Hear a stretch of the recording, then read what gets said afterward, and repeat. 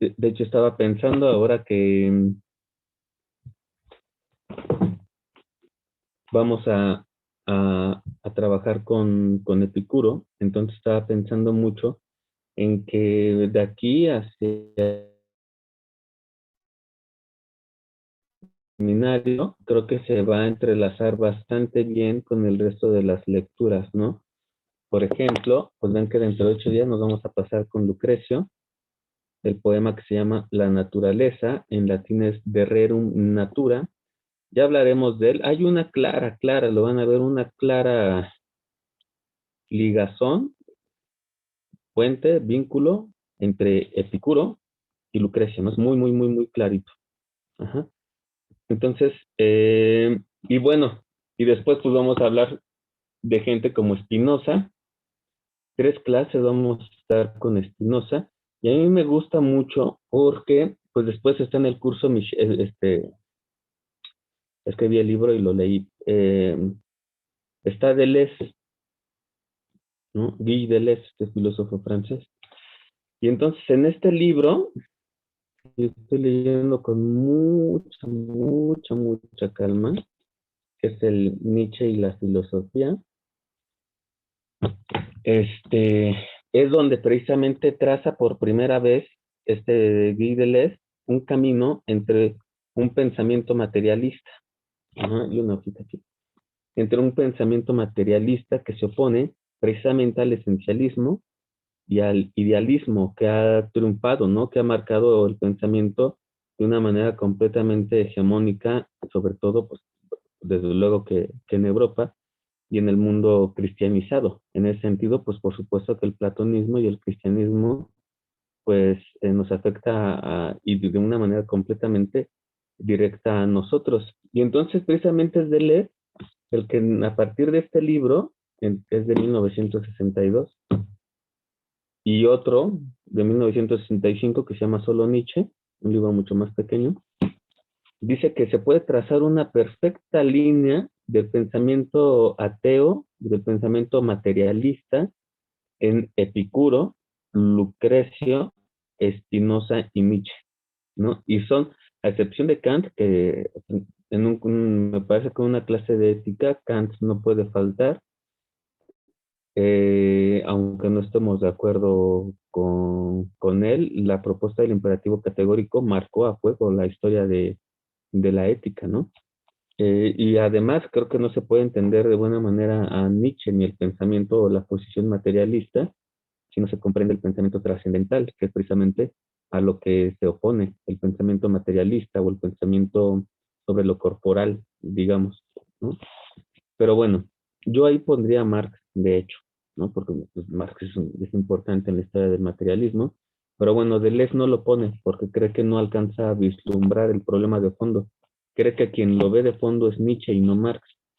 Hay que entender, hay un montón de cosas, llegará el momento, pero pues podría decir ahora que, pues que el libro lo escribe Deleuze en los 60 y ya sabemos en qué va a terminar, en el mayo del 68 en el caso de los franceses, en el que pues gran parte de las revueltas son ocasionadas por la filosofía marxista y Deleuze dice, no es el camino, no es Marx, el camino es Nietzsche, precisamente. Y yo creo que por eso no lo pone en el camino del materialismo, que sería Epicuro, Lucrecio, Spinoza, Nietzsche.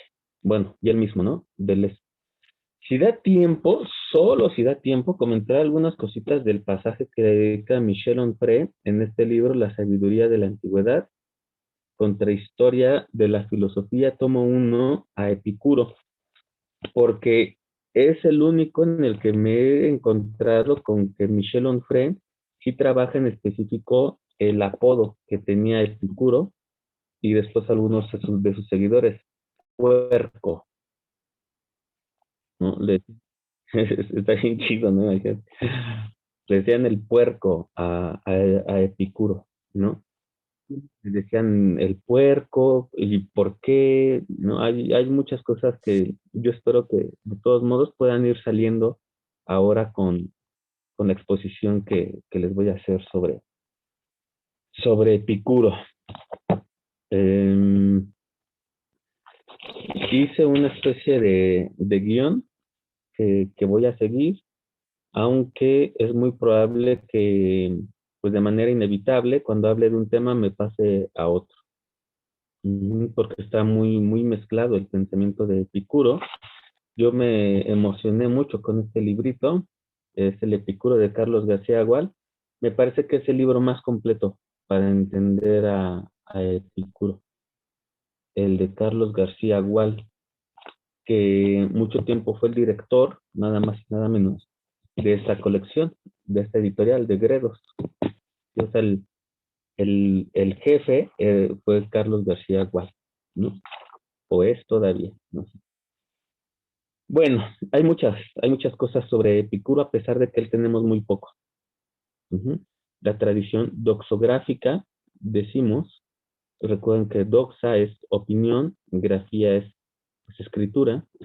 Entonces, decimos tradición doxográfica para referirnos a los fragmentos, que hemos conservado, o que se han conservado más bien, de diferentes pensadores, sobre todo de la antigüedad, ¿no? Es decir, de Epicuro conservamos algunas sentencias, unas leyeron ustedes para el día de hoy, las sentencias vaticanas, hay otras sentencias regadas en varios autores que ahora se han unido en esta, en esta obra, las máximas capitales, etcétera, las vaticanas, las áureas, etcétera, y un conjunto de cartas. Son 3 cartas. 2 de ellas son de contenido estrictamente físico y una es de contenido ético, que es la que ustedes también les pedimos que leyeran, la carta Meneceo. Ujú. Vamos a estar hablando un buen rato y cómo disfruto estas clases en las que podemos hablar de física, porque resulta que es precisamente la física es el paso a la ética. Justo así lo estaba leyendo hace rato en la mañana y así lo pone Carlos García Gual. Aquí está, luego di, página 74. Fíjense lo que dice, ¿eh? Creo que sí, sí es bueno para abrir la clase. Cito, le importaba conocer el universo en su totalidad y no en base a investigaciones parciales de sectores singulares. Conocerlo en base a principios científicos que dieran la clave del todo y una vez conocido, preguntarse cuál era el puesto del hombre en el universo y el fin a que estaba dirigido. Y no era posible conocer el fin a no ser poseyendo tales principios de lo real. Importaba, en una palabra, obtener la continuidad entre la física y la ética. No podemos llegar a la carta Meneceo o a las máximas capitales si seguimos la propuesta de lectura de Carlos García Gual si no comprendemos la física epicúrea. Ahora bien, ¿qué es la física epicúrea? ¿En qué está o en quién está inspirada la física epicúrea? Pues en Demócrito, en los atomistas que son, digamos, unos años antes, ¿no? de Epicuro. Demócrito es del siglo V, Epicuro es del siglo IV. Bueno, ¿cuáles son las secciones que vamos a trabajar en la clase de hoy? Historia de vida de Epicuro, brevemente. Después hablaré algo sobre los presocráticos, esto que mencionaba ahora, Demócrito y Leucipo, sobre todo. Después,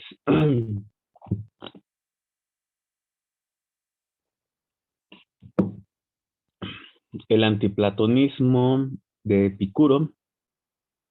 Nosotros tuvimos varias clases de Platón. Después el antiaristotelismo de Epicuro. De ahí nos queda muy bien el puente para hablar de la antipaideia en Epicuro, que es un punto muy importante para nosotros, porque hemos estado insistiendo en lo de la paideia, en lo de la matesis y todas estas cosas. Entonces, Epicuro rompe prácticamente con toda la concepción de paideia. De hecho, la paideia tiene una carga completamente negativa en el pensamiento epicúreo, ¿no? De la antipaideia me pasaré al tema del jardín y terminaremos con el tema de la ataraxia o la imperturbabilidad del alma, ¿no? Que digamos, no, creo que no podríamos hablar de epicureísmo si no hablamos de la ataraxia. Ahora, esto les digo que es un guión más bien para mí, porque no se puede hablar de ellos de manera aislada, ¿no? O no podemos soslayar un tema respecto a otro. Están íntimamente unidos, ¿no? No se podría desvincular uno del otro. Muy bien, entonces, Epicuro nació aproximadamente en el 341 y muere en el 270 antes de Cristo.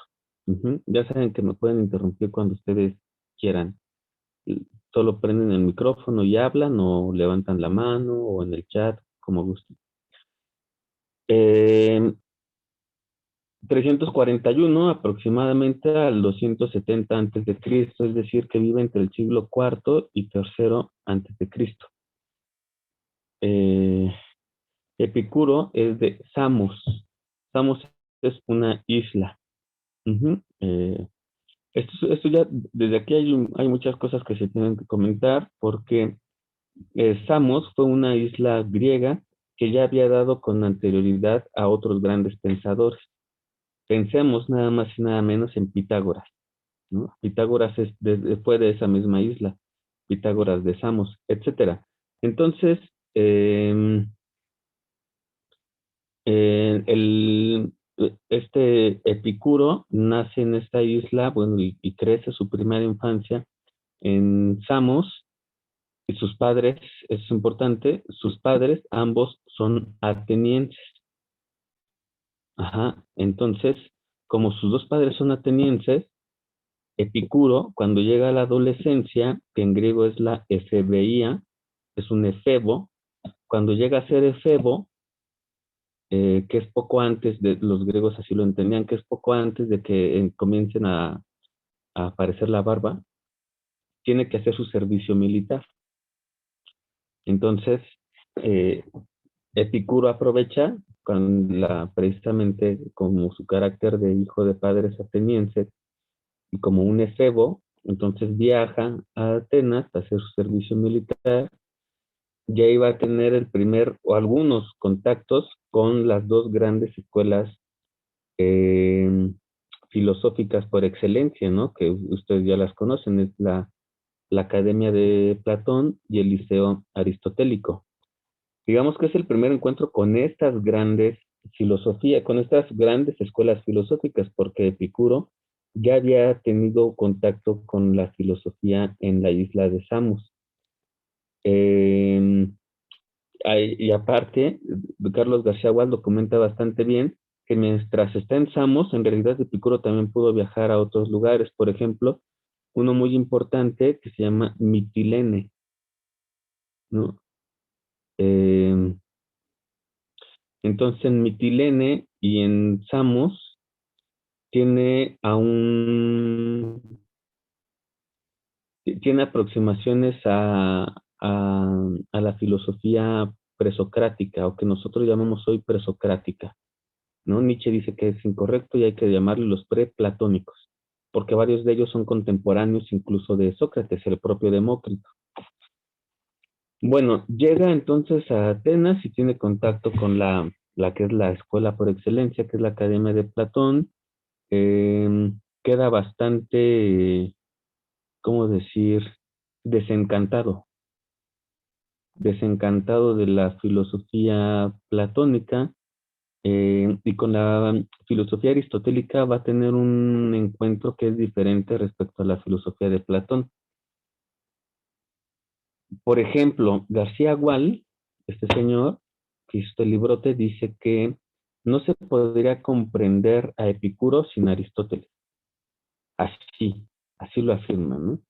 Que difícilmente se podría comprender el pensamiento epicúreo si no tenemos en cuenta la influencia positiva o negativa que tuvo el pensamiento de Aristóteles en Epicuro, por lo menos en el joven Epicuro.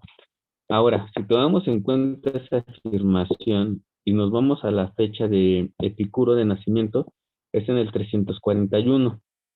Y ya estábamos diciendo que llega a hacer su servicio militar cuando es un efebo, ¿no? Cuando empieza el hombre a barbarse, y cuando empieza a aparecer la barba, entre los 17 y los 20 años, probablemente, ¿no?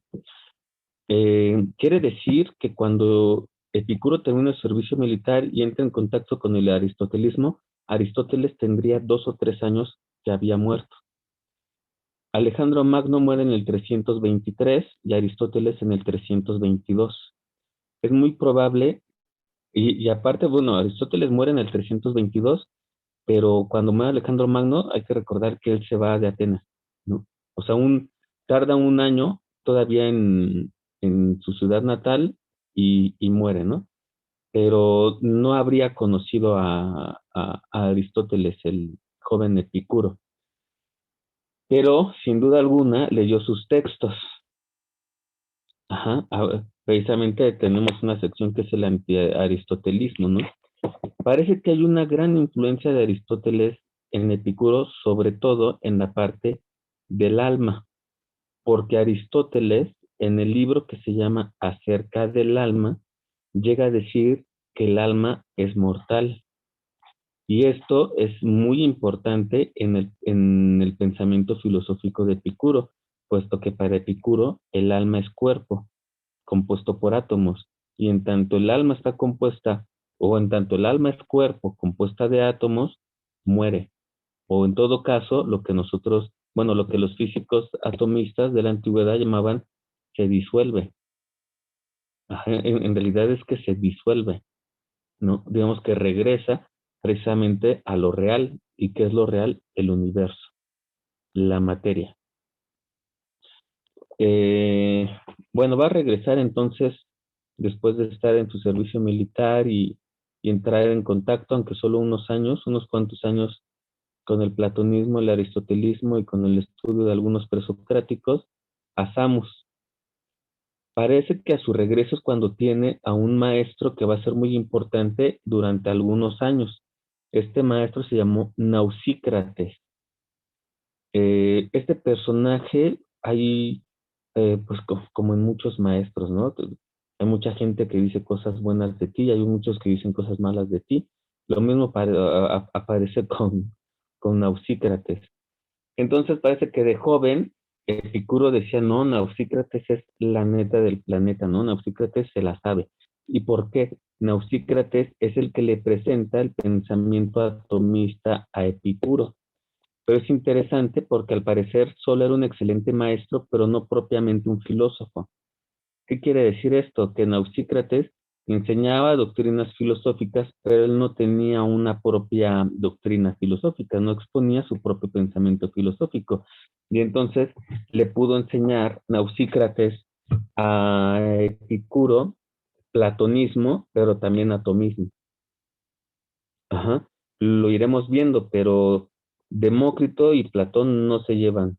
Es agua y aceite. No se puede conciliar el pensamiento atomista de Demócrito y el de Platón. Es harto sabido, por ejemplo, que Platón omite a Demócrito en todos sus diálogos. Sí, no hay una sola mención a Demócrito en los diálogos de Platón. Y eso que les digo, conservamos 32, 33 diálogos, 12 cartas y el testamento de Platón. Y en todo eso no hay una mención a Demócrito. Hay guiños, hay menciones a otros grandes físicos o presocráticos, pero a Demócrito no. Y entonces uno se pregunta, ¿por qué no? Hay una mención a Demócrito en Platón. Y después nos podríamos preguntar, ¿cómo es que el maestro de Epicuro en su juventud, Nausícrates, podía enseñar a Demócrito y a Platón? Dos teorías que son opuestas, ¿no? O sea, que de verdad no se pueden conciliar. Evidentemente por eso que les decía, porque es un profesor de filosofía, pero él mismo no es un filósofo. Al final de su vida, eso va a pesar en el juicio que Epicuro se haga de su maestro y va a decir que era un charlatán, que no vivía como filósofo y un montón de cosas por el estilo, le ponía apodos, También le puso apodos a Protágoras, a Demócrito, a Aristóteles, a Platón, etcétera. Aunque ahora hay dos posiciones, ¿no? Sobre los apodos que les puso a otros filósofos, Epicuro y a su propio maestro Nausícrates, ¿no? Para unos son apodos ofensivos y para otros hace referencia a actividades que llegaron a desarrollar antes de ser filósofos. Por ejemplo, a Aristóteles le decía el vendedor de drogas. Entonces, para unos es un apodo peyorativo y para otros tiene que ver con una acción que, o sea, que de joven Aristóteles se ganó la vida vendiendo drogas, entiéndase como, pues, como si atendiera una farmacia de aquella época, Aristóteles, ¿no? Entonces, más bien estaría refiriéndose a Aristóteles por medio de una acción que llevó a cabo antes de hacerse un filósofo profesional, ¿no? Y cosas por el estilo. Este, lo interesante es que ahí entra en contacto con estas dos posturas, con la del atomismo de Demócrito y con la de el platonismo de, bueno, y con el platonismo, ¿no? Así, nada más. Conoció el aristotelismo cuando está en Atenas. Entonces ahí tenemos ya tres grandes corrientes de pensamiento muy, muy, muy fuertes en la antigüedad, que es el epicureísmo, el atomismo y el esencialismo, ¿no? Y ahí vamos a poner a Platón y a Aristóteles. Eh, Entre sus primeros discípulos cuentan sus hermanos. Parece que él mismo no tenía la intención, y aquí nos recuerda un poco a Sócrates, en un inicio de hacer una escuela, de tener discípulos. Entonces, más bien es Epicuro, que empieza a hacer su propio sistema filosófico, platica con sus hermanos, y son sus hermanos, entiéndase, sus hermanos de sangre, los que se hacen sus discípulos. Sus primeros alumnos son sus hermanos. Con ellos va a viajar, ¿no? Por varias ciudades de Grecia hasta que decide instalarse en Atenas. Y entonces en Atenas es cuando decide poner su escuela. Esto también es muy importante porque uno dice poner su escuela y quién sabe qué nos podemos imaginar en la cabeza, ¿no? O sea, butacas, un pizarrón, y cosas por el estilo, que nosotros en nuestra época asociamos pues casi de manera inmediata o inconsciente a la escuela. Entonces, Epicuro, ¿ven cómo estamos tocando diferentes puntos? Epicuro no piensa en un modelo de escuela como la academia o el liceo.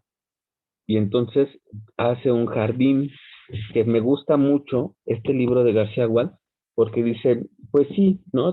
Digamos, ya académicamente decimos el jardín de Epicuro, pero ojo, dice, era más bien un huerto. Ujú. Era más bien un huerto, y está muy chido, ¿no? Dice, más bien, ese supuesto jardín era más bien un huerto, y un huerto pequeñito, a tal grado que, por ejemplo, eso lo sabemos por el libro de Michel Onfray, no se sabe dónde estuvo ese jardín guión huerto. O sea, les había comentado en alguna ocasión que en Atenas hay visitas guiadas y pues, un centro, un lugar al que uno puede ir a visitar y es turístico, pues es, por ejemplo, donde estuvo lugar el diálogo platónico el Pedro. Y entonces dicen, aquí están las ruinas de la academia, ¿no? Aquí las ruinas del liceo y cosas por el estilo.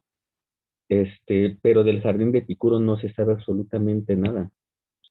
Porque para empezar, cuando llega a Atenas en compañía de sus primeros discípulos, que repito son sus hermanos, eh, pues en realidad compra un pedazo de tierra muy, muy pequeño y entonces habría que pensarlo más, no como instalaciones, les digo, incluso jardín, dice García Gual, podría ser impreciso, sino más bien como un huerto, y un huerto en el que se vivía de manera muy, muy humilde. O sea, no habría que buscar un edificio suntuoso como probablemente fue la academia de Platón, ¿no? Que siempre había fuego prendido en las entradas y cosas por el estilo. Bueno, se abre esta escuela con sus primeros discípulos, que son sus hermanos, esta escuela Huerto, y y es donde decide quedarse para el resto de su vida, ¿no? Hasta el 270 que muere, ya al final parece que su cuerpo le daba varios malestares, varios dolores, y eso es importante porque eso va el epicureísmo, ¿no? Del placer y el dolor. Ajá, y entonces eh, aceptaba el dolor porque tenía el placer del recuerdo de haber filosofado. Y aquí es cuando se pone muy interesante el tema de cómo funciona la elección para quedarnos siempre al lado del placer y evitar el dolor, o bien elegir un dolor que aunque sea momentáneo, me va a llevar a más momentos de placer. Y no elegir placer, que el placer es momentáneo, pero en realidad acarrea más dolor. Entonces, el placer, que es hedoné, de ahí que el epicureísmo sea el hedonismo, la filosofía del placer, hedoné, hedonismo, no solo se entienda como el placer por el placer y sobre todo como se puede entender hoy en las sociedades del occidentalismo decadente, ¿no? O sea, el placer por el placer y aparte una concepción del placer pues bastante, ¿cómo decirlo? Ayúdenme, vulgar, del placer inmediato, del placer corporal, por ejemplo, ¿no? Del placer de los sentidos, también podríamos decir. Entonces no está pensando en ese placer. De hecho, libertino, exacto, de un placer libertino, ¿no? Así como, sí, venga, úntame el aceite y con pendejadas por el estilo, ¿no? No está pensando en untarse aceite este cabrón, en cosas, no está pensando en eso. Aunque, y ahorita estoy recordando, ya en la época criticaban el jardín por eso, porque decían, no es que ahí viven, Epicuro decía, es que aquí nos mantenemos en un placer continuo. Entonces, toda la gente, como ahora, chismosa, decía, no es que viven en el puro placer, ¿no? Como si ahora dijeran, viven en pecado, cosas por el estilo. Decían, no es que en esa escuela huerto, en ese jardín huerto, viven siempre en el placer, eso dice ese tal Epicuro. Y entonces creían, bueno, aunado a esto, Epicuro en su jardín huerto recibía a cualquier persona para filosofar, lo que hizo que su grupo de discípulos, que empezó con sus hermanos, se hiciera más amplio. Entonces recibía niños, y ya vimos que decía Aristóteles de los niños. Recibía mujeres, ay, ¿cómo se le ocurre a Epicuro, no? Platón ya recibía mujeres en la academia, por cierto. Hay un librito publicado por el Instituto de Investigaciones Filológicas, de ahí de la UNAM, que habla sobre una filósofa que estuvo en la academia de Platón que se llamó Casiopea. Yo lo debo tener por ahí, que es un profesor Víctor Hugo Méndez Aguirre, excelente profesor. Pero digamos, está documentado, incluso ahí está el librito sobre la discípula en la academia y todo, ¿no? Pero es una, Casiopea. El chiste es que Epicuro recibía mujeres, pero lo interesante es que las mujeres que, pues, que recibieran incluso las, lo que en griego es heteras, eh, prostituta sería la traducción. Había dos tipos de prostitutas, digamos, en la antigüedad en Grecia. Las heterai, o en plural heterai, o la hetera, y la porné, de donde viene pornografía, ¿no? Porné, pornografía. La diferencia entre una y otra es la cultura que podían tener. Digamos que una era una prostituta culta y otra no. Ujú. Pero entonces, este Epicuro recibía niños, a mujeres y mujeres heteras o porné, o más bien heteras y porné. Ajá. Y algo que todavía escandalizaba más a la Grecia de la época, esclavos. Entonces, o sea que la Grecia de la época decía, bueno, hay niños, ¿no? Con adultos, con vagabundos, con mujeres y mujeres que son prostitutas, ¿no? Por ejemplo, heteras o porné. Pero no solo eso, ¿no? Había esclavos. Eso era lo que verdaderamente sorprendía o escandalizaba a la gente de la época, que literalmente recibía a todos. Y eso es lo que va a llevar a Michel Onfray precisamente a crear su universidad hoy en día, que es una universidad popular. Dice la universidad popular, popular, ya era el jardín de Epicuro. Tómenlo en cuenta entonces frente a la academia elitista, ¿no? A la academia exclusiva, excluyente, exclusiva y excluyente de Platón. Entonces, Platón, eidocracia, ¿no? Habíamos dicho. Kratos, poder, eidos, idea. Solo ejerce el poder el que ha contemplado la idea, el filósofo rey, por ejemplo. Que Platón hablaba del mito de los metales. Entonces la clase trabajadora es bronce, los guerreros son plata y los filósofos son oro. Ese es el apodo que Epicuro le daba a Platón, de hecho, el áureo, el dorado, ¿no? El de oro, porque era filósofo, el filósofo rey. Se está burlando de Platón, este Epicuro. Ha de haber sido una persona muy...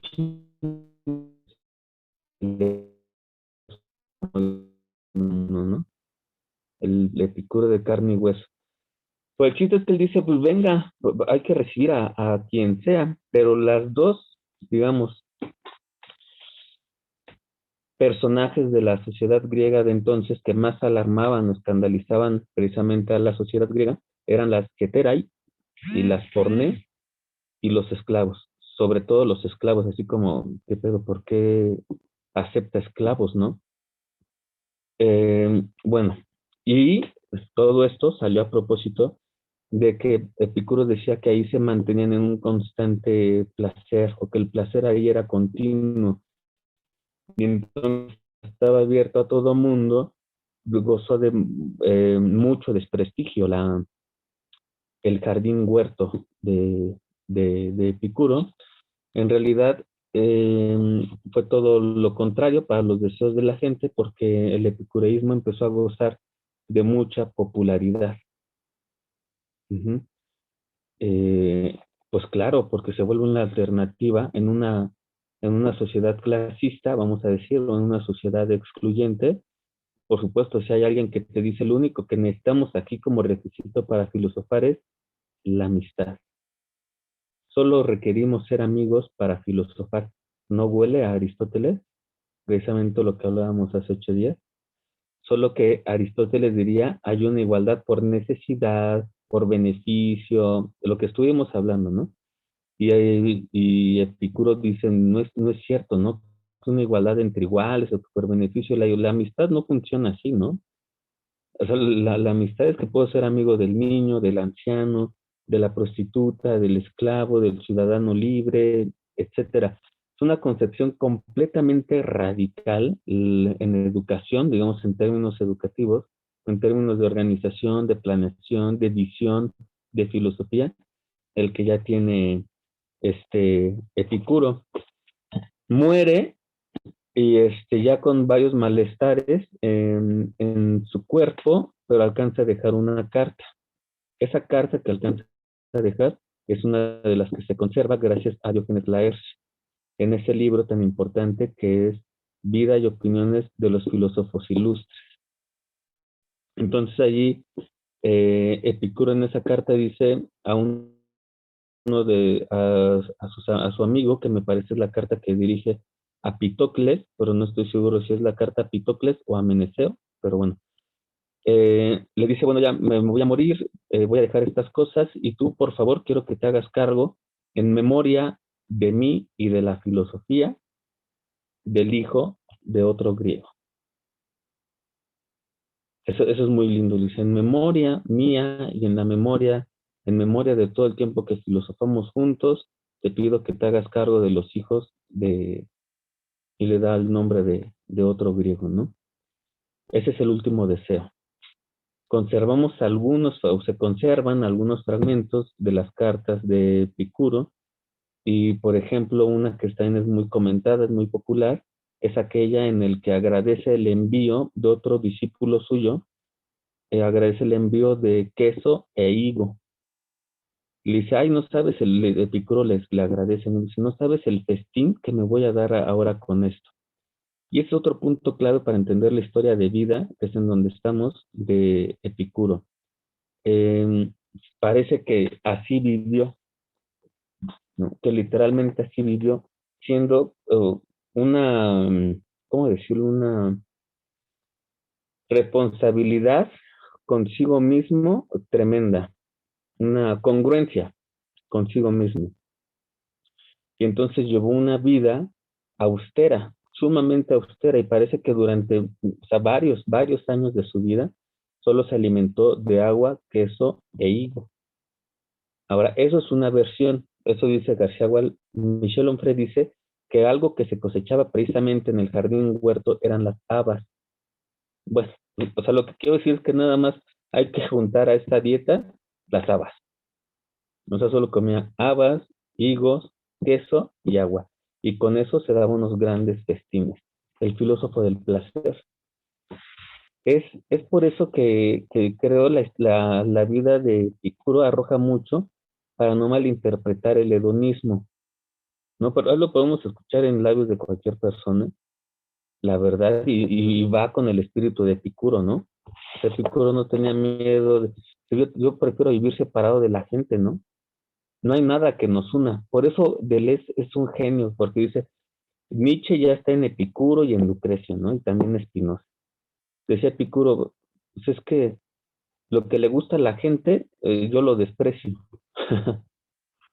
Lo que le gusta al vulgo, para mí es despreciable. Y lo que yo sé está muy lejos de ser comprensible para el vulgo. Por eso es que el jardín huerto no estaba en la polis, estaba en las orillas, ¿no? Lo que hizo completamente difícil encontrar la ubicación exacta de dónde estaba el jardín. Ujú. Ahí vemos, encontramos ya en Epicuro, y lo van a recordar para la clase de Nietzsche, ya esta superioridad de espíritu, ¿no? Con el nada, o sea, ¿para qué me engaño? Lo que a él le gusta para mí es asqueroso, ¿no? Para mí es despreciable. Es lo dietético, es lo dietético que para Onfray es sumamente importante lo dietético. No sé si ubicas, Octavio, este libro de Michel Onfray, que se llama Crítica de la razón dietética. El título, ¿no? Porque ya no es una crítica de la razón pura, crítica de la razón práctica, bla, bla, bla. Crítica de la razón dietética. Le dio un capítulo a Epicuro, uno al perro, a Kant, a Nietzsche. Y lo que hace ahí Michel Onfray, que está bien chido, es mostrar cómo ellos filosofaron de esa manera a partir de su dieta. Es decir, que uno filosofa a partir de lo que come. Es decir, que uno filosofa a partir del cuerpo y no de la razón, como hubiera querido Platón o Kant o Hegel, que creen que la filosofía es un ejercicio solo del pensamiento. Dice Onfray, no es cierto, es más del cuerpo. Tenía razón Epicuro y Nietzsche. Filosofamos más con el cuerpo que con la razón. Y si nos quedamos en el cuerpo, hay que ver qué comían. Y entonces hace unos estudios sobre la alimentación de estos cuates, Michel Onfray, única, ¿no? Por ejemplo, las salchichas alemanas en Nietzsche, por ejemplo, en el Cínico, en Diógenes, de Sinope, comía pulpo crudo, por ejemplo. Y entonces, ¿qué tenía que ver que él comiera pulpos crudos por la calle con, pues, actuar como un perro, por ejemplo? ¿Y por qué invertía los valores de la sociedad y cosas por el estilo, ¿no? El libro vale mucho, mucho la pena. Es un libro chiquitito. Pero sí, digamos, es lo dietético. También lo vamos a encontrar en Deleuze. Se trata de una dietética, una erótica y la prudencia, ¿no? sea, podríamos hacer otro libro que se llamara Crítica de la razón erótica. Ya estoy regalando títulos de tesis, ¿no? Crítica de la razón erótica. Entonces mostrar, aunque seguro ya hay trabajos, la vida sexual de los pensadores para ver por qué dicen tal cosa sobre el amor o sobre el matrimonio. Schopenhauer. Súper aburrido, ¿no? O sea, ya ese güey nos dijo mucho de su vida sexual en sus libros, si fuera cierto esto, que filosofamos del cuerpo a partir de nuestra alimentación, que filosofamos del amor a partir de nuestra erótica, etcétera. Ujú. Bueno, pero entonces, Epicuro basaba su dietética precisamente en habas, higo, agua y queso. Y con eso se la pasaba chido, ¿no? El Epicuro. Y bueno, fallece en compañía de sus discípulos, dando lugar precisamente al epicureísmo que se va a mantener durante siglos.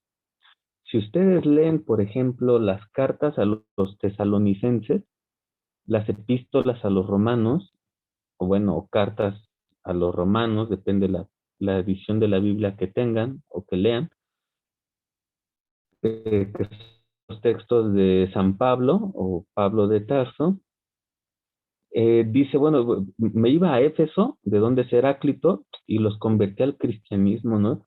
Pero si un pueblo o si una comunidad filosófica fue difícil de convertir, fue la última en convertirse, fueron los epicúreos. Y donde nos va a quedar claro por qué el cristianismo, donde más se encontraba problemas para convertirlos precisamente al cristianismo, es en Lucrecio, en el libro 1. Lucrecio, antes de que naciera Cristo, ya atacaba fuertemente al cristianismo, ¿no? Por eso es que lo que dice Pablo de Tarso tiene sentido, o sea, y es cierto. O sea, de todas las comunidades filosóficas, la más difícil de convertir al cristianismo es el epicureísmo.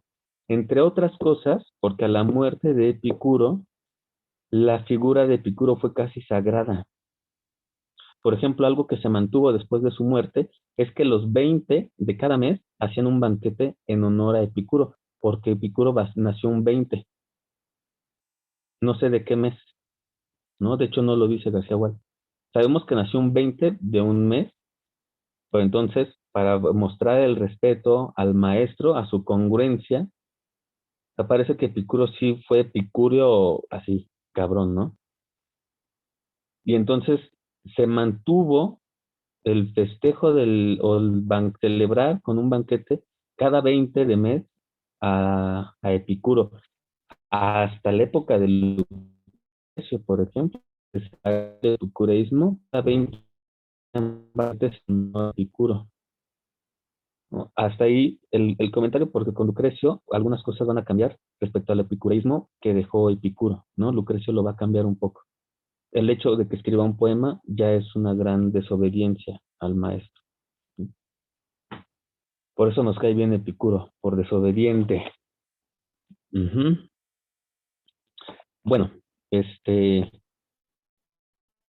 punto 2, presocráticos, pero les voy a pedir 2 minutos porque a esto le queda 10 minutos 10% de pila y entonces voy a tener una extensión para que no se vaya. Un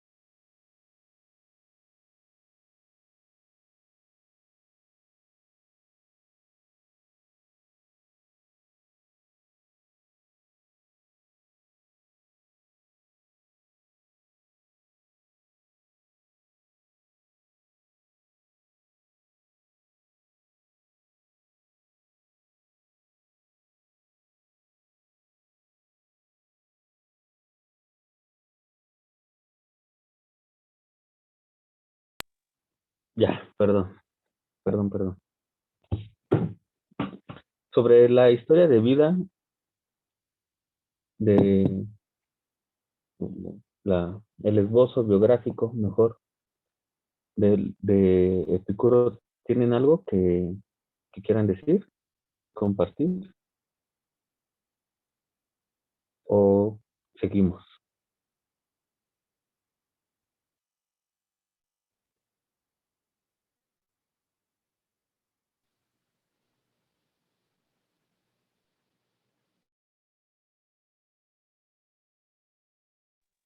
¿Ok? Bien, gracias, Naomi, André. Entonces, vamos al tema de los presocráticos, y aquí se pone interesante. Gracias, Carla.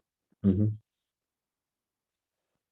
La verdad es que aproveché el camino para comer un pedacito de mandarina y qué deliciosa está, ¿eh? Ya es temporada. Ya empieza a ser temporada. Tengo todo el sabor así de la mandarina. Bueno, entonces está bien para una clase de Epicuro, entonces. Presocráticos, ¿no? Le pusimos aquí. Eh, Les decía, ¿quiénes son presocráticos? Pues tales de Mileto, Anaxágoras, Anaxímenes, Anaximandro, Empédocles, Genófanes, Parménides, Aristipo, que son los menos conocidos, pero también Aristipo de Cirene, que de hecho tiene una influencia también por ahí en Epicuro, pero bueno, Aristipo de Cirene, Demócrito, Leucipo, eh, Pitágoras, bueno, lo que tienen en común, la mayoría de ellos, es que se hacen más o menos la misma pregunta. Aquí estoy casi hablando como hablan en los libros de historia de la filosofía. Cortan a todos con la misma tijera y eso es falso.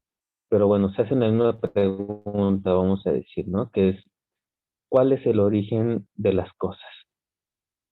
Dicho de otra manera, ¿por qué hay algo? Y planteado todavía de una manera más correcta, ¿cuál es la causa? ¿Cuál es la substancia, subjectum, lo que está detrás o lo que subyace a que se nos presente la cosa a los ojos? Es decir, ¿cuál es la causa material por la que se me presenta el celular a la vista? O el libro, o el lápiz, yo qué sé, ¿no? El vaso, etcétera. Entonces, por ejemplo, una de las respuestas más populares a la pregunta, ¿cuál es la causa que subyace, substancia, está por debajo, que da sustento a lo que vemos?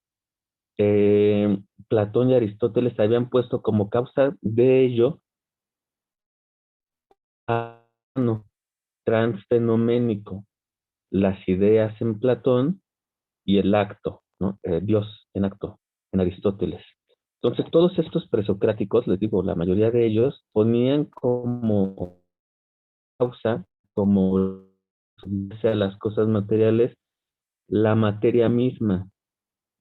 Entonces, Heráclito, pues el fuego, por ejemplo. Empédocles de Agrigento, que a juicio de Aristóteles fue uno de los más, él no decía presocráticos, decía los físicos, hoi, físicoi, physis, naturaleza.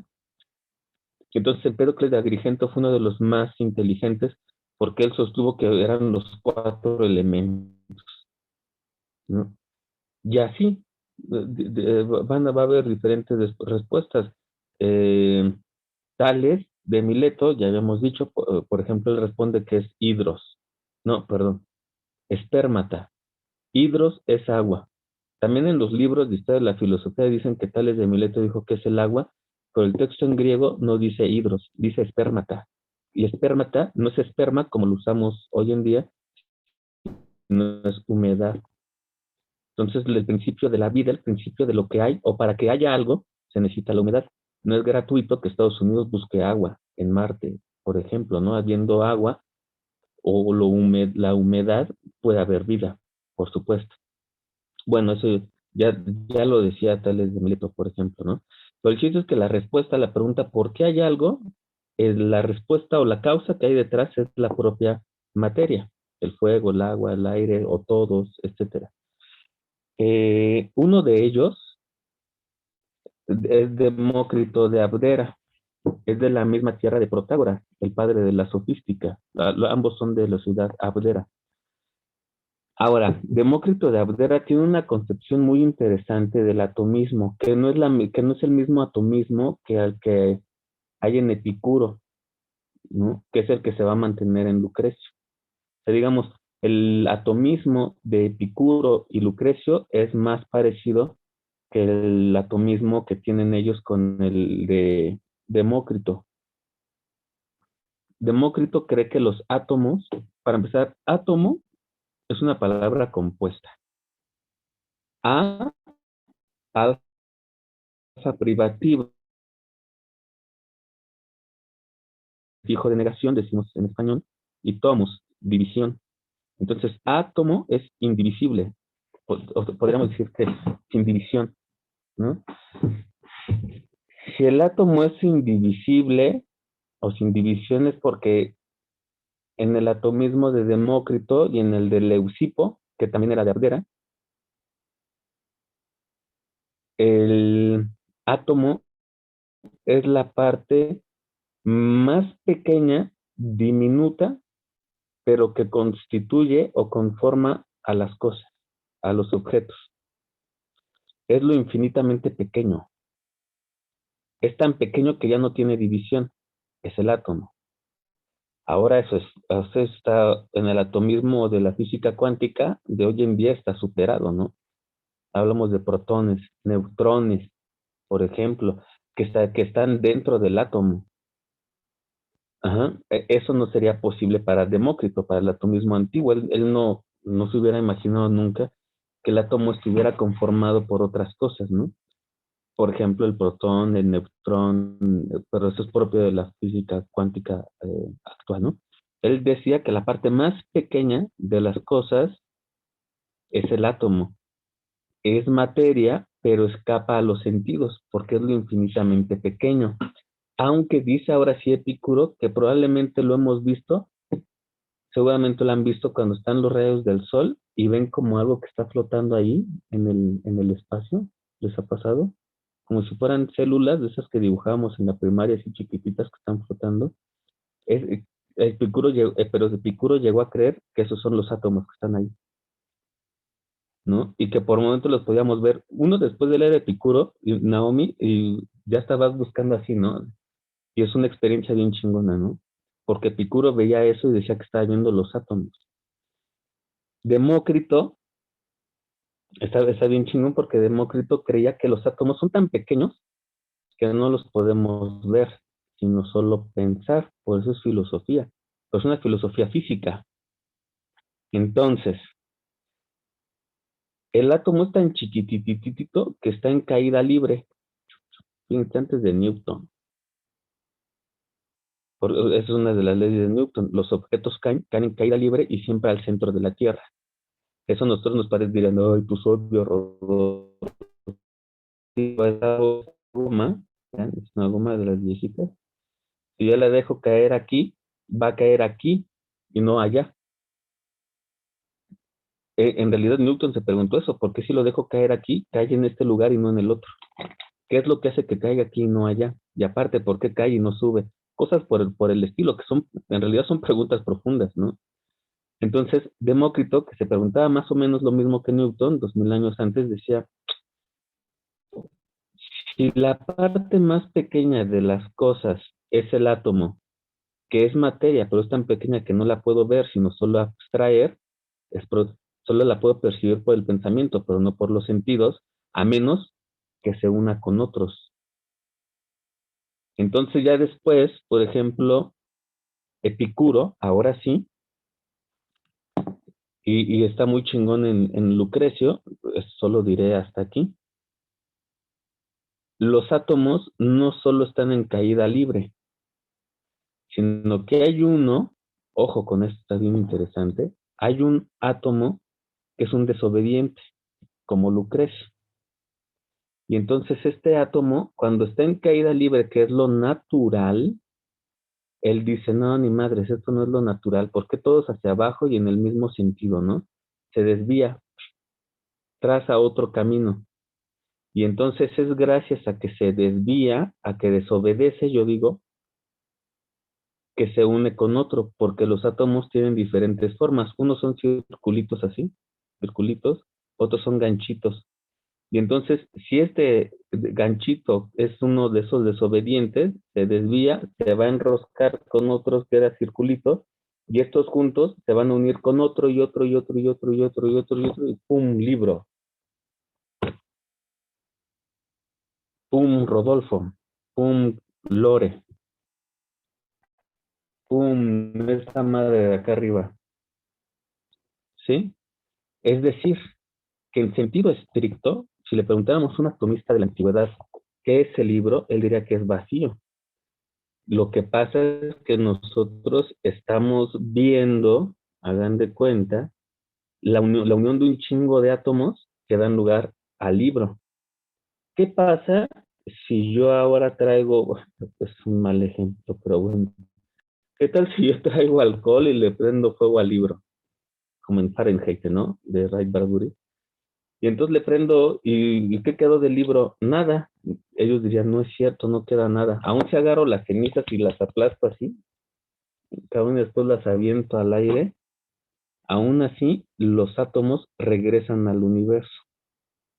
Y entonces esos átomos que conforman al libro y que yo creo que destruyo, pero que en realidad solo regresan al universo, andan otra vez moviéndose hasta que se crucen con otro y entonces den lugar a otro cuerpo. Todo en el universo, todo lo real es la unión de átomos, pero a partir de la desobediencia de uno, que se llama clinamen, es el átomo desobediente, el clinamen. Esto me gusta porque siempre lo digo, hay que ser pedagogos clinamen. Hay un chingo, tienen que estar de acuerdo conmigo, pero me parece que hay un chingo de pedagogos y pedagogas que van así, ¿no? Derechito, y no se mueven para nada, no se desvían para nada, hasta que uno se desvía, hasta que uno hace clinamen y pum, aparece, pues, tuvo que mover uno que para que dijera, hay pedagogía en prisiones. ¿Podemos ser pedagogía en museos? Podemos. Otros decían, no, no es posible, ¿cómo no? La pedagogía está aquí, los niñitos, y ahora que algo que me está ocupando la cabeza, a ver después que termina esto, me puse a pensar en todos los chavitos que están en la frontera de Guatemala y Chiapas, que quieren llegar a Estados Unidos. ¿Qué puede hacer un pedagogo, por ejemplo, con inmigrantes? Porque estamos preocupados en que si pasan o no y las detenciones, tuvieron que abandonar sus estudios. ¿Podría haber un pedagogo allí en la frontera atendiendo en cuestiones educativas a los niños? Podría, aunque nos dijeran, aunque el plan de estudios no lo trate directamente. Tengo que hacer cleanament para decir, probablemente hay una pedagogía con los inmigrantes, ¿no? Y me voy y trabajo. Y no sé si en unos años se pueda crear algo, ¿no? No sé qué nombre podría recibir, pero sí me doy a entender. O sea, es la desviación, o yo digo desobediencia, la que crea las, las cosas. O así lo están pensando ellos, y así lo pensó Marx. La tesis de doctorado de Karl Marx se llama La diferencia de los sistemas atomistas de Demócrito y Epicuro.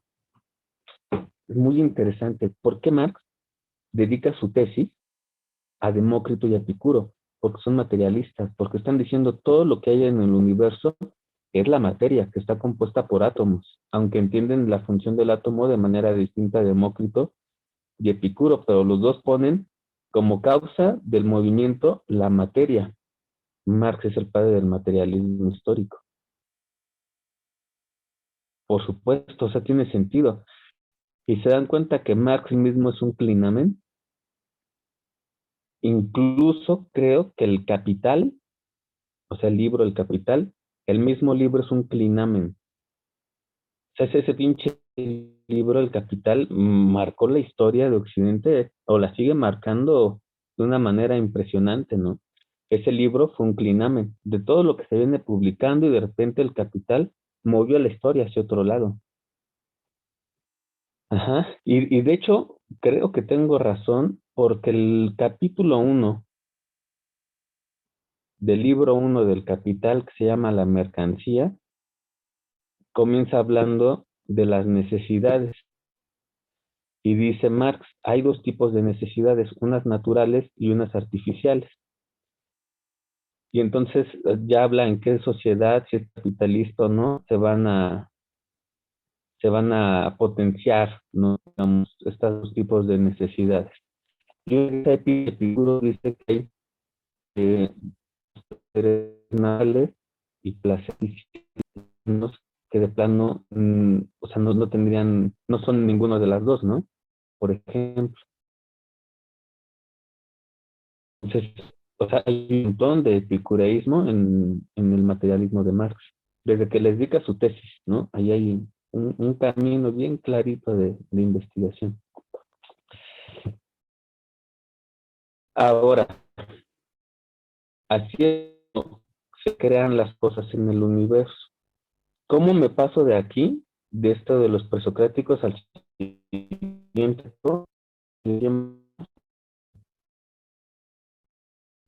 4, 5 y 4.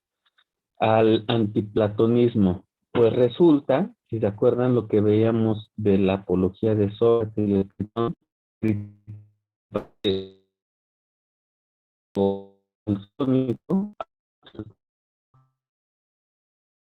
solo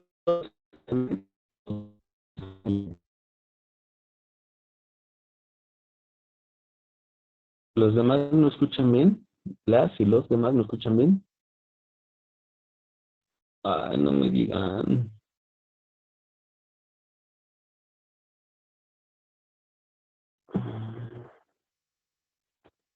A ver, déjenme probar. Me voy a salir tantito, regreso, ¿va? A ver si se puede escuchar mejor.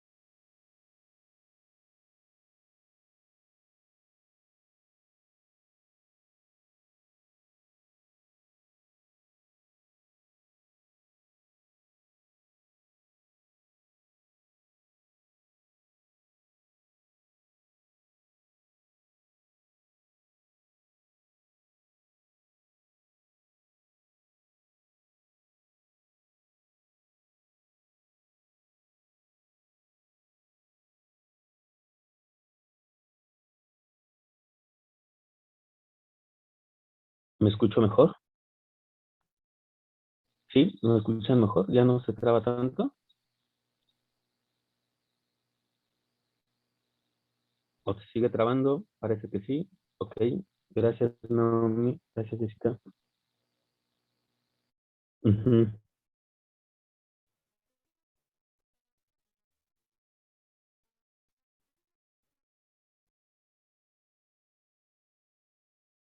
Ok.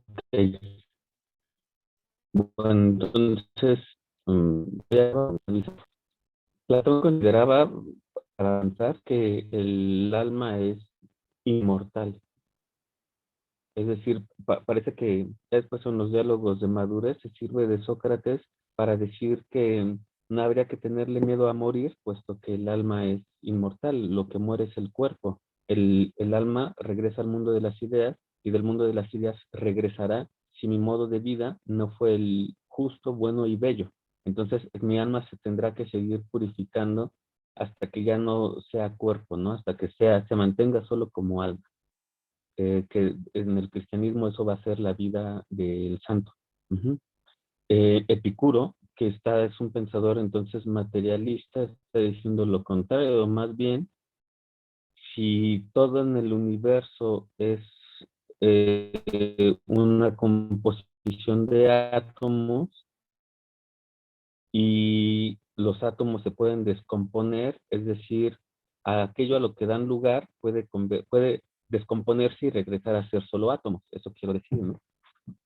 Si eso pasa, el alma también es cuerpo, porque todo es unión de cuerpos. No hay nada más allá del universo. No hay como un límite del universo que afuera haya otra cosa, por ejemplo, Dios, que también de verdad es muy interesante para entender lo que se está haciendo hoy en física. Y eso es una de las teorías, ¿no? Muy fuerte, que el universo es más bien expansivo, se, constantemente está creciendo, por ejemplo. Esa es una teoría. Hay otra, y es la de los famosos agujeros negros, por ejemplo, donde lo real está del otro lado del agujero. Nosotros seríamos solo el sueño. Se reflejan, pero en un vidrio. Entonces así como que medio nos reflejamos, ¿no? Así más bien así poquitito, como que apenas nos alcanzamos a ver ahí. Nosotros seríamos, ustedes y yo ahorita, ese reflejo en el vidrio. Y el real estaría del otro lado del agujero negro. Bueno, así hay muchas, bueno, no así, no es que haya muchas, ¿verdad? Pero bueno, Epicuro está diciendo que todo lo que existe en el universo solo puede ser resultado de la unión de los átomos. Entonces, si existe el alma, es porque es unión de cuerpo. Cuando pasa lo que nosotros llamamos morir, el cuerpo se va con el alma. Algo que le va a sacar mucho provecho a Lucrecia.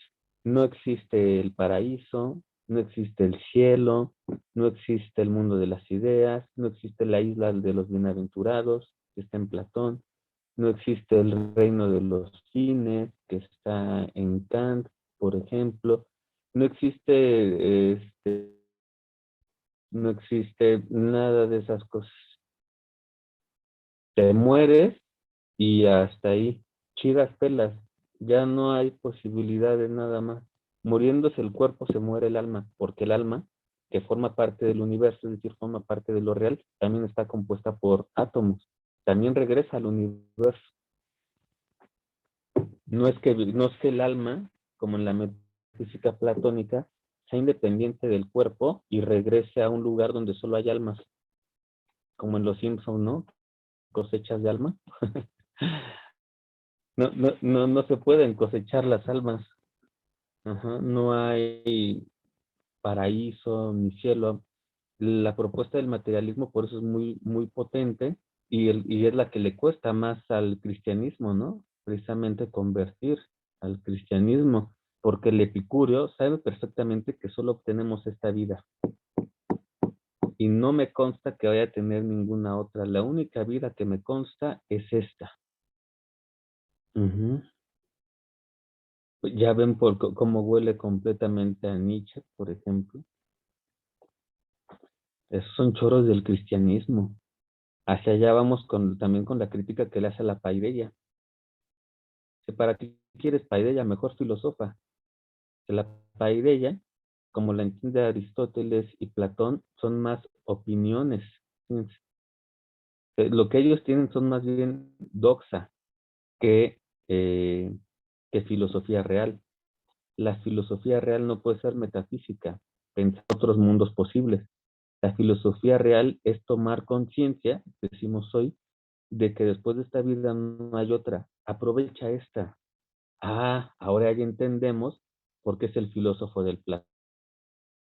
Porque el placer viene una vez que nos dice que después de esta vida no hay otra. Lo dice la física. Lo dijo Demócrito, Leucipo, Epicuro, Lucrecio, Newton. No hay, no hay, o sea, un lugar en el que morimos y después ahí vas a estar tocando el arpa, no en una nube por la eternidad.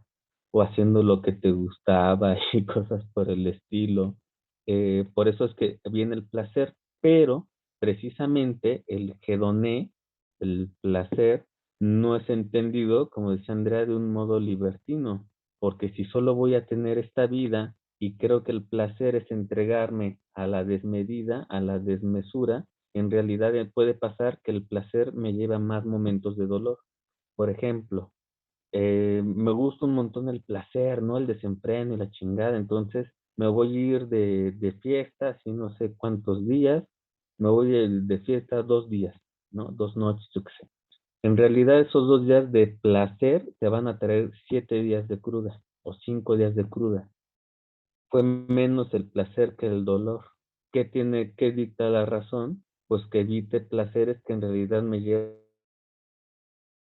por ahí no va. Ujú, aunque pueda tomar luego el otro camino, que es elegir algo que es un dolor, pero que va seguido de más placer. Muy sencillo, piensen ustedes en las vacunas, ¿no? Sí, las vacunas. A la gente que no les gusta ser vacunados, hay que decirles, no, mira, el dolor de la vacuna es solo el piquete, son 2 segundos y vas a estar bien años, güey. O sea, vacúnate. Es un dolor de 2 segundos por un placer de años. Te voy a estar 6 meses, ir 20 más.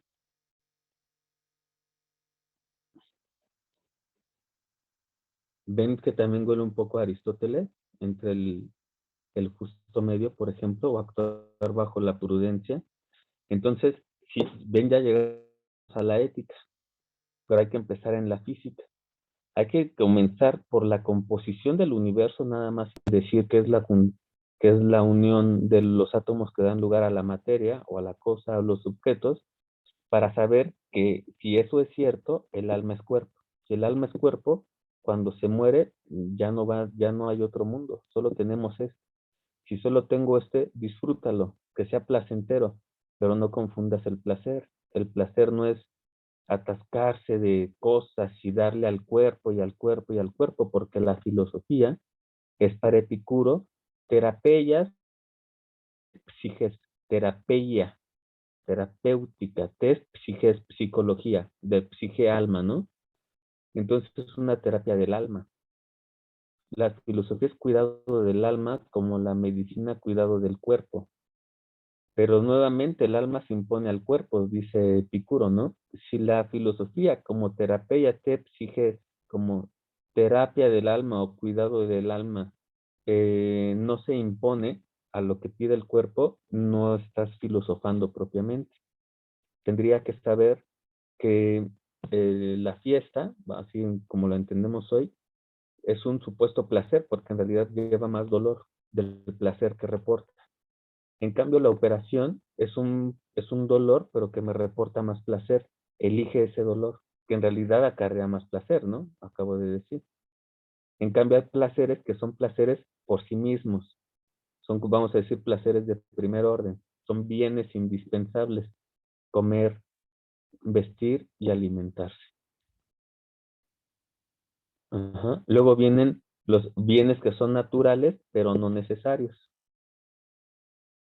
Ajá. Lo que es natural y necesario es comer. ¿Qué es natural pero no necesario? Pagar 500 pesos por una orden de tacos de un pinche helado, ¿no? O no sé cuánto, hay gente que puede pagar mucho más, ¿no? Porque lo hace ser, nada más. O no son, sino restaurantes, si ahorita me platicarán ustedes, pero está hablando de nosotros, ¿no? O sea, si no ven, no sé, las marcas y cosas por el estilo, o que como en tales plazas, esas cosas. Dice, no es necesario, lo que es necesario que comas, pero no es porque vas a pagar toda esa lana. Luego ni la tienes, nada más estás aparentando. Ujú. Eso te va a acarrear dolor.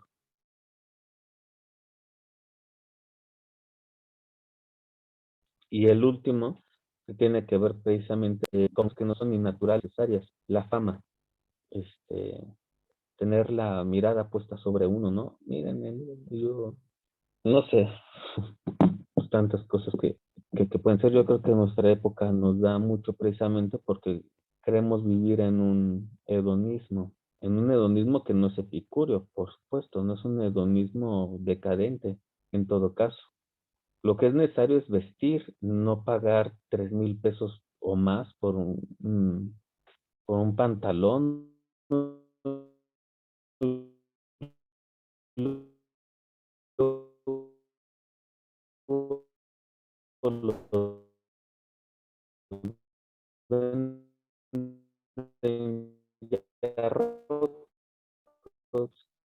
Como compras una cosa que dices, o sea, pues no, y lo que pagas es absurdo, ¿no? Completamente absurdo.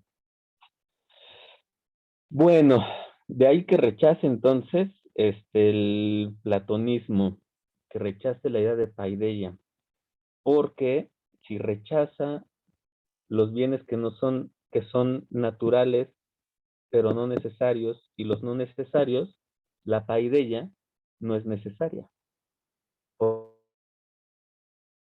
Recuerdan que está ligada al arete. La arete es la virtud, pero también arete significa excelencia, también significa ser el mejor. Entonces Epicuro, que es muy inteligente, dice, a ver, ¿qué pedo con la paideia? La paideia, dicen Platón y Aristóteles, está ligada al arete. La arete es la virtud, la excelencia, el óptimo, ser el mejor. Es decir, implica que uno pelee sobre el otro para tener fama, para ser el mejor. ¿Y eso qué genera? Imperturbabilidad del alma. Ah, ya llegamos a la ataraxia. La educación genera malestar.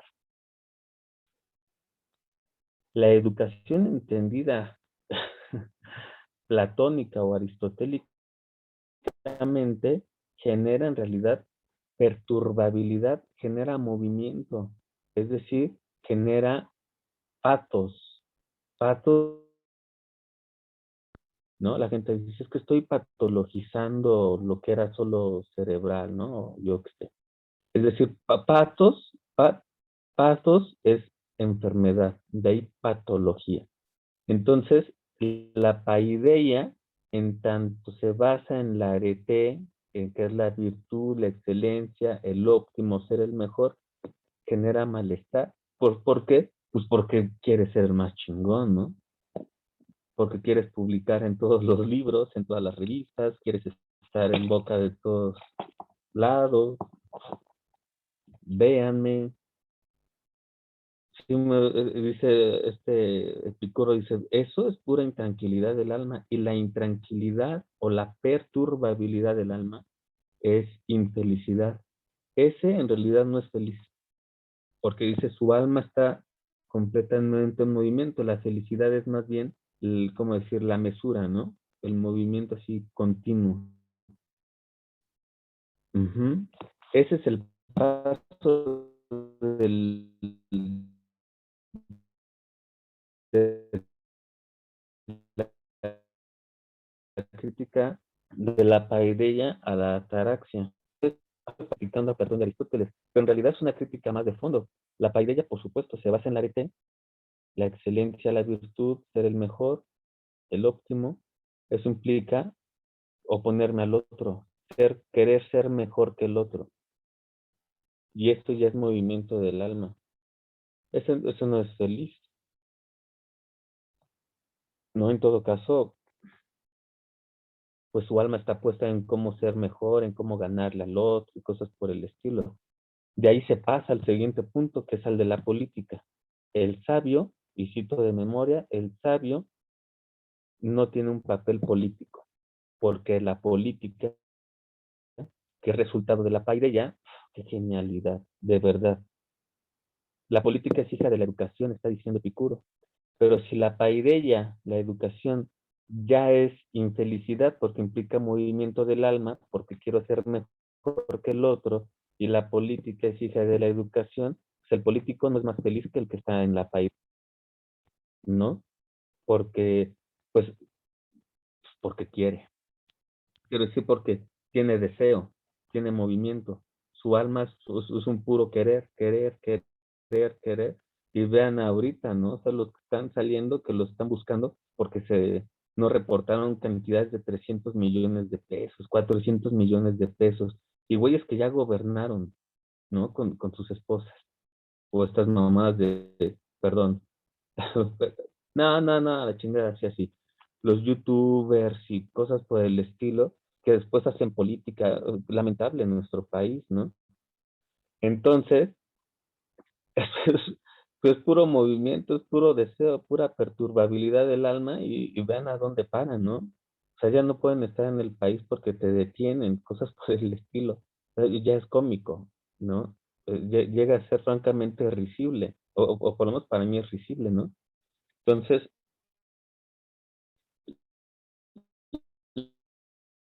el Epicuro dice, es que es por la paideia. Entonces, ¿qué? Filosofar. Y es que abre su jardín, este jardín, escuela, huerto, en el que puede entrar absolutamente quien quiera. Que es lo único que necesitas tener como base la amistad. La amistad es condición para la imperturbabilidad del alma. Pues no tengo un pantalón de 3,000 pesos, pues no tengo viajes a Europa, así, ¿no? Cada año o varias veces, pero tengo un amigo con el que puedo filosofar. Y a diferencia de ti, no me tengo que esconder de la ley, ¿sí? Vivo bien, vivo feliz. Tú crees que no tengo nada, pero la riqueza la llevo conmigo. Entonces Epicuro es genial porque le da una vuelta tremenda. Y esto lo vamos a encontrar con Spinoza. Lo vas a ver, Lore. Es lo primero que dice Deleuze de la vida de Spinoza.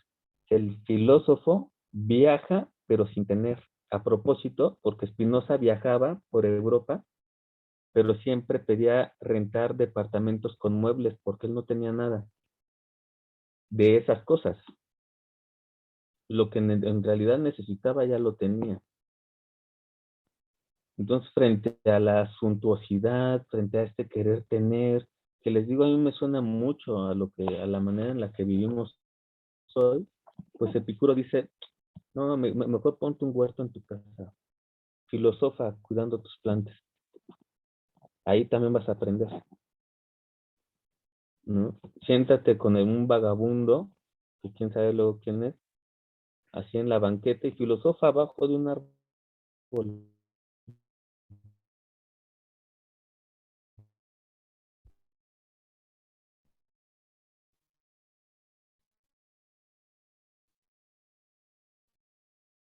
Por ejemplo, frente a los valiosos minutos para intercambiar algunas palabras, ustedes y yo, ¿no? ¿Quién se anima? ¿Qué le parece la propuesta de Epicuro, de cualquiera de los puntos que tocamos hoy, ¿no?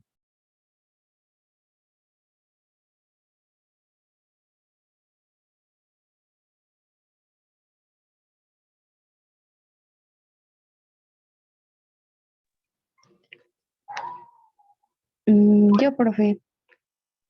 Sí, Bueno, a mí me había llamado, bueno, me llamó mucho la atención eh, eh, esta visión física que tiene Epicuro, ¿no? Pues de los átomos y del alma, porque obviamente sí es muy, pues es una crítica muy fuerte al platonismo y pues sí también a Aristóteles, pero más al platonismo, ¿no? Con esto de creer que hay que el alma no muere y que siempre, y que aunque tú no la vivas, o sea, no vivas bien aquí, pues puede que en el mundo de las ideas ya sea mejor. Entonces, pues obviamente eso no pasa y pues él lo demuestra como de forma física, ¿no? O sea, tienes que tener este tipo de placeres aquí en la vida que pues tienes y ya después cuando te mueras ya no vas a existir, o sea, porque pues no, tu alma ya se va a ir, ¿no? Entonces, también bueno, esto de la sensibilidad, o sea, que decía que estar vivo es tener sensibilidad y cuando ya estás muerto, pues ya no la posees, entonces no sientes. Y este término de la sensibilidad con el cuerpo y otras, quizás una educación tal vez no tan intelectual o de la mente, sino más bien corporal es lo que recomendaría Epicuro o como cuál sería una eh, pedagogía epicúrea. Recuerdo que este Lalo bueno, él hizo su tesis sobre esto, ¿no? Y nos comentaba, ya no me acuerdo muy bien cuál era como, sí, la tesis principal pues de su trabajo, pero algo así como que proponía una pedagogía epicúrea. Ujú. Bueno, en realidad la tesis del Lalo quedó así tal cual, el pensamiento educativo de Michel Onfray. Y, o sea, sin duda alguna, Michel Onfray sí tiene, o sea, una fuerte influencia de Epicuro, ¿no? Él mismo dice que es epicurio y no sé, a mí me parece que vive de una manera sumamente burguesa, o sea, sumamente burguesa. O sea, Michel Onfray no puede estar en su casa, parece, ¿no? Tiene que estar siempre por toda Europa y tiene un libro sobre la teoría del viaje, por ejemplo.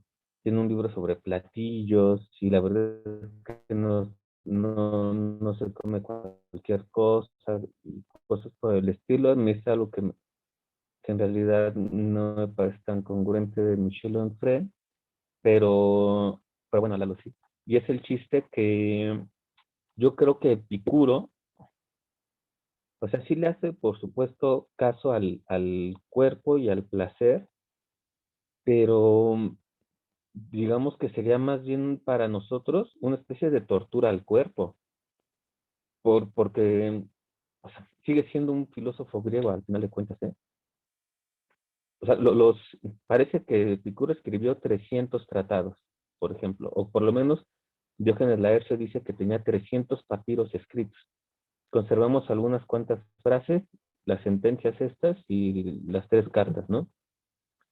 Pero mucho va sobre la física y la ética. No hay lógica. No hay tratados de lógica de Epicuro, porque precisamente la lógica es un ejercicio, como tú decías, intelectual. La lógica sí está en Aristóteles, también lo vimos, ¿no? O sea, pues el padre de la lógica es Aristóteles.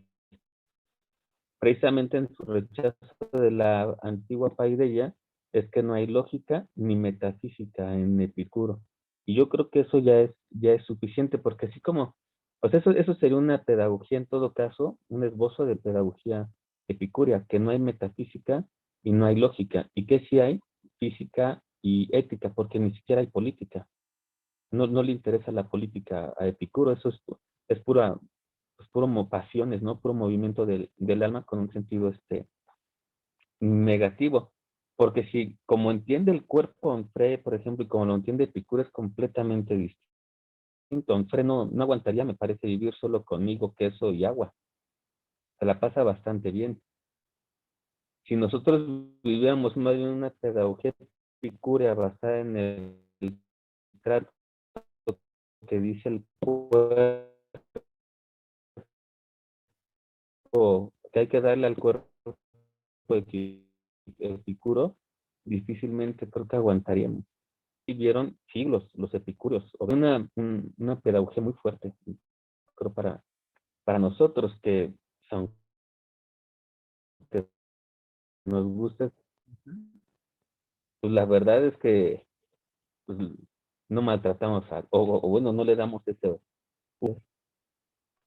bello la gama en el uso de los cuerpos. Ahora, lo primero que decías es que bueno que lo mencionaste porque es importante. Eh, ¿Por qué no tenerle miedo a la muerte, no? Cuando yo soy, la muerte no es. Y cuando la muerte es, yo ya no soy. Por un lado, eso es físico. La vida es pura sensibilidad o pura sensación. Hay estesis, de donde viene estética. No habiendo sensibilidad que requiere del cuerpo, no hay, es la muerte, pero pues la muerte es ausencia de sensación. Entonces, no tiene chiste tenerle miedo a la muerte. O sea, uno no sentiría que está muerto, pues. Uno sí puede sentir que está vivo porque hay cuerpo, pero cuando uno está muerto ya no hay cuerpo. No siento la muerte. ¿Por qué tenerle miedo? Bueno, aparecen los dioses, pero ¿qué decía Epicuro de los dioses? Que no podemos saber nada de ellos. por la oscuridad del tema y por la brevedad de la vida. El tema es tan difícil que no podemos saber si existen o no, y si existen, si piensan en nosotros, ¿no? Por ejemplo. Y parece que para llegar a la conclusión, el tiempo que vivimos, pues en realidad es muy poquito. Prácticamente está diciendo nuevamente, aplícate en tu vida. Ahí me gustaría más el libro de Don Fred que se llama Lo voy a vivir una vez, trabaja en ti, la escultura de sí mismo. Eh, Iba a decir otra cosa, pero se me fue. No sé si tú misma o alguien más quiere comentar algo. Por favor, anímense.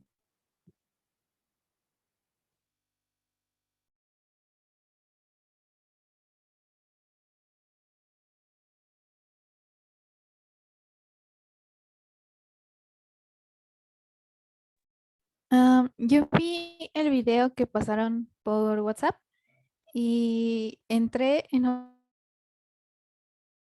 recordé que unas sesiones anteriores estuvimos hablando de vivir éticamente sin esperar algo a cambio.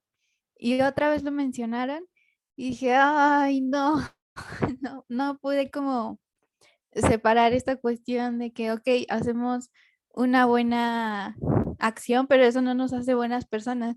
Y le dije, entonces, ¿qué nos hace buenas personas? Y ya me la estuve volando y me acordé que también menciona que la amistad es como lo más importante y la felicidad y todo esto como en conjunto. Y ahorita que dijo en la clase el ejemplo de estos como bichitos transparentes que se ven en el cielo o en el vidrio y todo eso, dije, órale, sí está como bien, bien profundo, pero quién sabe de cuál se fumó, pero sí, sí se puso como a reflexionar. Ahora sí que incluso de nosotros mismos siempre decimos, ay, conócete a ti primero y no sé qué, pero realmente se sentó y se puso a pensar, bueno, ¿qué soy? ¿Qué estoy haciendo aquí? Y pues solo fue eso, que me quedé en más crisis. Sí, es que dice Andrea que son puras crisis. Está chido, porque, o sea, lo que dice en realidad está muy chido, ¿eh? Porque, o sea, eh, por ejemplo,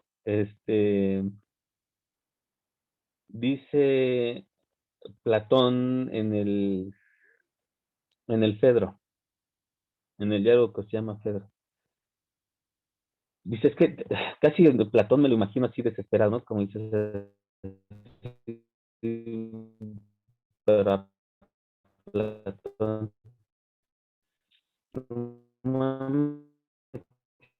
tiene que existir el cielo, tiene que existir, porque si no existiera, a lo mejor siempre hicieron un chingo de chingaderas y aún así, y se van al cielo, o sea, digamos, o no son castigados aquí en tierra.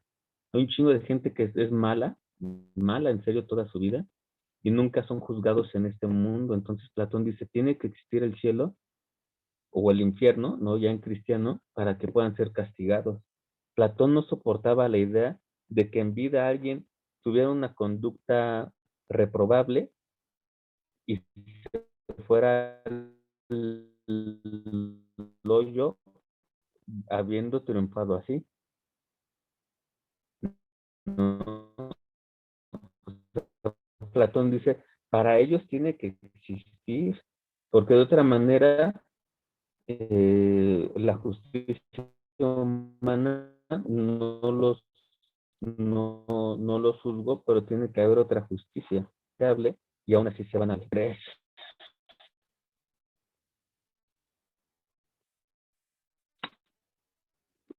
O sea, puede ser que alguien viva toda su vida éticamente de una manera reprobable, y así su cuerpo se disuelva. Pero él no es mi problema. Y les digo, buena noche. propiamente él no es mi problema, que yo vivo sabiamente y vivir de manera es de vivir de manera placentera. Él que está haciendo en realidad es sexual, etcétera, etcétera, pero ahí eso es placentero. Por ejemplo, pero sí, Platón no soportaba la idea. En Nietzsche, ya, o sea, en él va a quedar muy claro, ¿no? O sea, Nietzsche dice, ¿por qué tengo que elegir entre los muy ricos o los muy pobres? En términos de Marx, ¿por qué hay que elegir entre burgueses o proletarios? Los dos están equivocados, los dos están mal, me elijo a mí. Si quieren hablar en términos de propiedad, muy bien, pero mi propiedad soy yo y solo yo. Es una ética difícil, sobre todo porque estamos muy cristianizados, ¿no? Y luego decimos, ay, es egoísta, es un individual, solo piensa en él. Si lo ves en corto, solo voy a estar aquí una vez, ¿por qué no tendría que pensar en mí? Después de esto no hay nada, ¿no? Por eso es que Marx, en un librito que se llama Escritos sobre Educación, de hecho, yo lo leí alguna vez en la central, decía Marx en el epígrafe al inicio del texto, la Biblia dice que algún día dice, del reino, de los pobres, perdón esto, de los pobres será el reino de los cielos. Y dice Marx, y yo digo, y, y con suerte, este reino también. Porque Marx, proletario, y que hizo una tesis sobre atomismo, escribe, la religión es el opio del pueblo. No puede ser marxista y cristiano, ¿eh? Parece que no. Marx dice, la religión es el opio del pueblo, la Biblia dice, de los pobres será el reino de los cielos, pero Marx sabe, porque conoce a Demócrito y Epicuro, que ese reino de los cielos no existe, que la religión es un invento de la burocracia también, de la burguesía, perdón, ¿no? Entonces dice, lo que hay que lograr de verdad es que el proletario viva feliz, que viva en un reino, pero aquí en la tierra, porque no hay otro.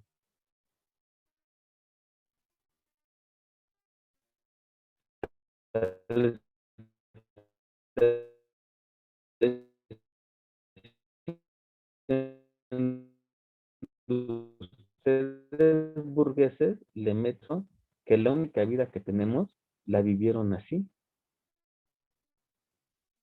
¿Qué le podemos llamar vida? Elemento revolucionario y anarquista, me parece.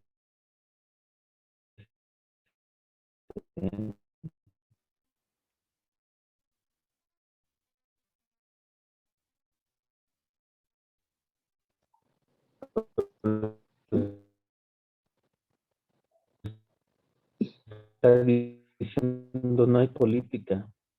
Paraíso, vive, se preocupa porque, Dios mío, ¿por qué tienen que vivir así? Sobre todo solo van a estar esta vez en el mundo. No nos consta que vayamos a estar otra. Esta sí me consta. Entonces, ¿por qué el niño tiene que tocar el acordeón a las 11 de la noche en el metro? Solo va a estar una vez, como está ahorita, y la está viviendo así, no está chido. Eso no es placer, ¿no? Viven el dolor continuo, vamos a ver, clinamen ahí. Pero no sé. ¿Quién más?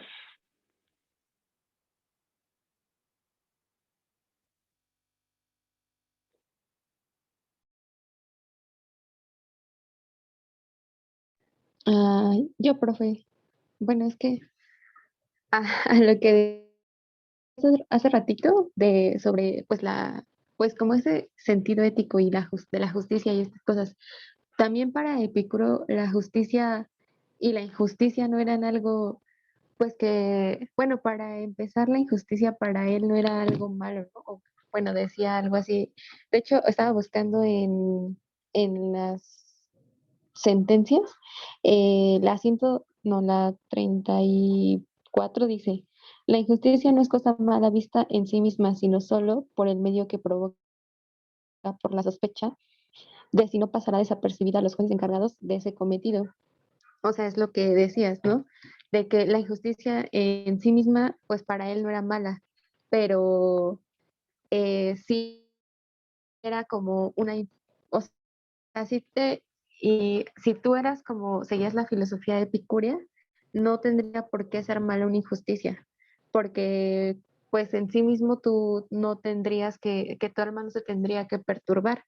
Y si tú piensas en la injusticia, pues se perturba tu alma y lo único que quieres es que, digamos, haya un castigo a eso que te pareció injusto, ¿no?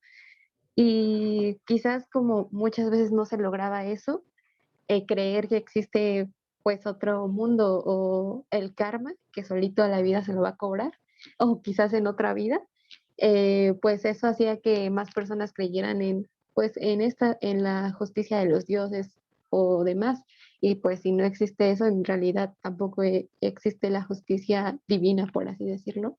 Y tampoco te tienes que preocupar tanto por las injusticias porque pues eso solo hace que tu alma no sea feliz o bueno, no esté en constante placer.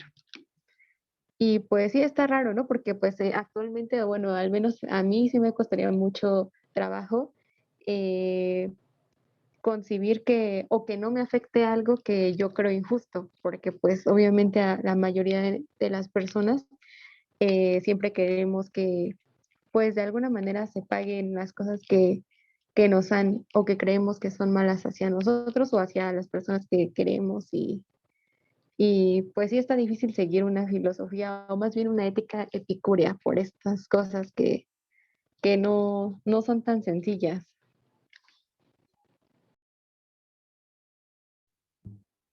Sí, sí, esto último que decías, creo que está muy bien dicho. En nuestra época es muy difícil que no sea indiferente algo que es justo o injusto, ¿no? O sea, nuestra alma está, pues, todo el tiempo está así en movimiento, ¿no? O sea, yo creo que de hecho eso es lo que hace, por ejemplo, Facebook, ¿no? Es un raudal de pasiones en el alma, una cosa tremenda. Digo que me hace pensar mucho en el textito del Byung-Chul Han, el de psicopolítica, y creo que sería otra forma de abordarlo, ¿eh? Psico, que crea el capitalismo hoy en día en cada uno de nosotros, ¿no? O sea, nos hace como quiere. O sea, pienso en lo que decías y es difícil ser epicúreo hoy en día porque, pues, ¿cuál ataraxia? ¿No? Si todo el día hay una política del alma que nos maneja a diestra y siniestra. Y uno va con gusto, porque uno es el que prende el celular y entra a las redes y todas estas cosas. Gracias, Lore. ¿Alguien más? Tenemos tiempo.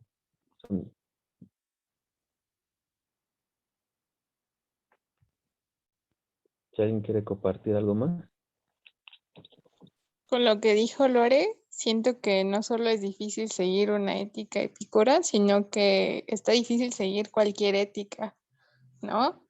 Creo que actualmente ya implica muchísimo esfuerzo seguir lo que los teóricos decían hace cientos de años.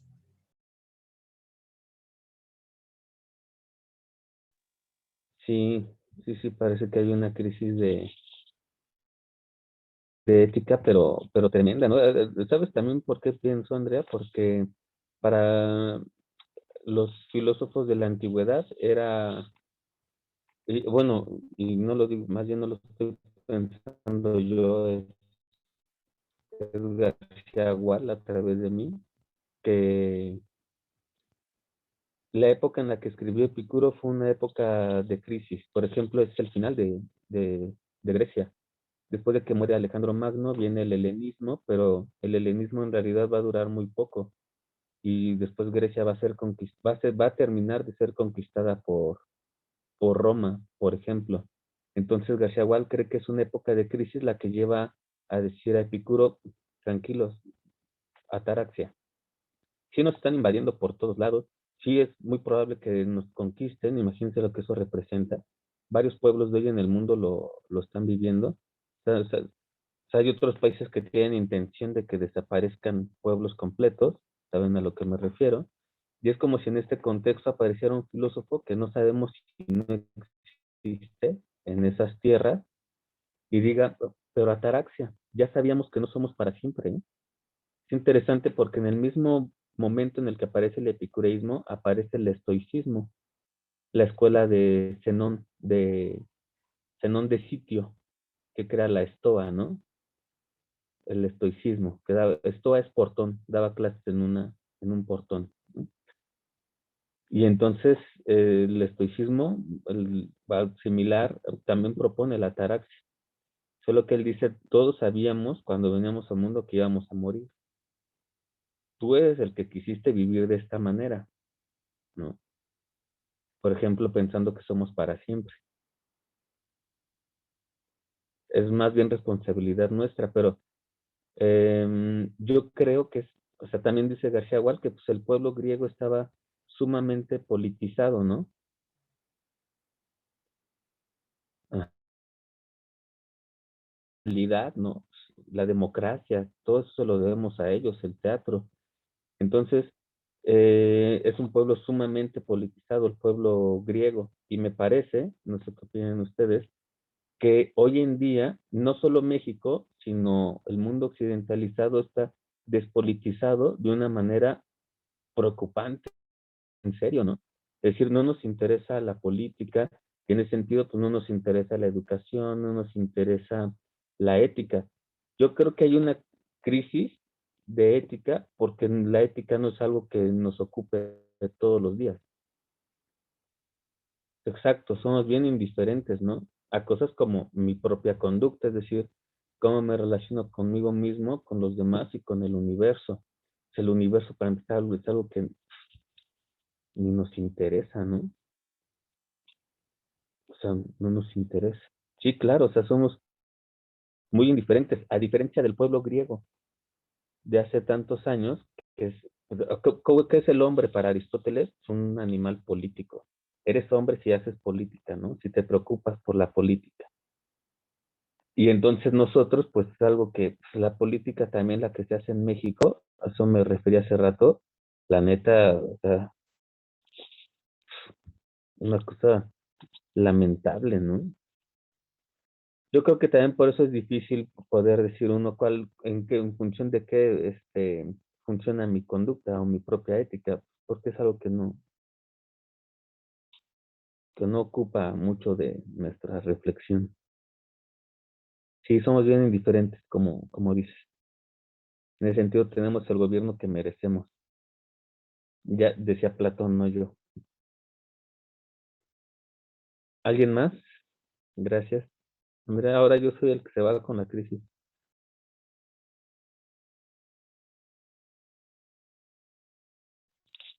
¿Nadie más?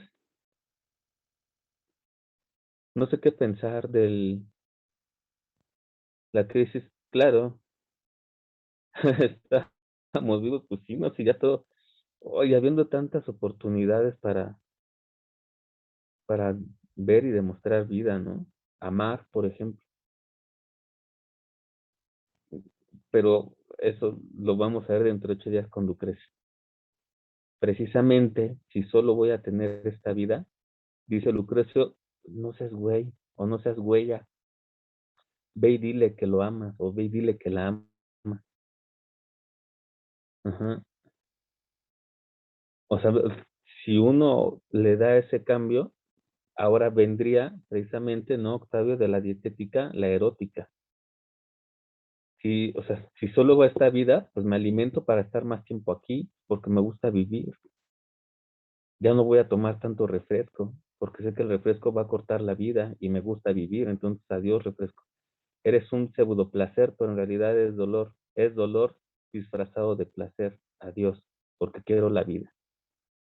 Y parte de la vida es el amor. Ya no voy a postergar decirle a alguien que lo amo o que lo quiero o gracias, si me doy a entender, pero eso ya es Lucrecia. Son artes de vida. Tegne tou biu, el término existe en griego. Tegnet View, técnicas de vida, que trabaja Foucault al final de su vida, hacer estéticas de la existencia, ¿no? Si ya solo estás aquí una vez, vive chingón.